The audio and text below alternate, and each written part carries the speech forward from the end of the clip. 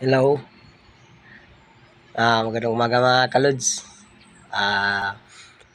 Shout out ko dyan sa mga relatives ko. Baktong family, Balansag family, Cañete family.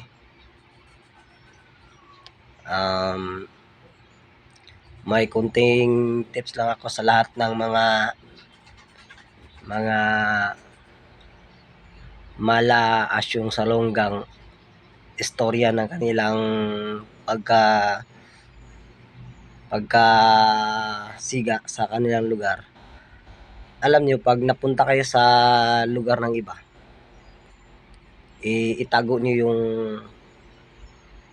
kung anong ugaling meron ka. Kasi pag napunta ka sa ibang lugar, may kagaya rin sa'yo, mapapasubo ka. Para makaiwas sa gulo, itago mo na lang yan. Kasi sa akin lang, ganoon din ako eh. Sa lugar namin, akyat baba na ako sa barangay hall namin. Pero hindi ko ugali yung nambubuli. Pinakaayaw ko yung makakita ko ng binubuli. Lumalaban ako dun.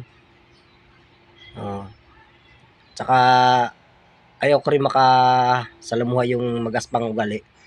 Sinasalo ko yun. Kinakana ko yun. Ngayon, dumating ang panahon, bago na ako. Nakapag-asawa, may anak na. Napunta ako sa ibang lugar. Hindi ko naranasan mapasubo dahil talagang inugali ko na kung ano ko sa lugar namin, hindi ko dadalhin sa lugar nila. Pero,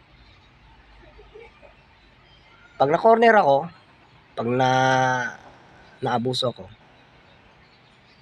ay talagang kakanain kita.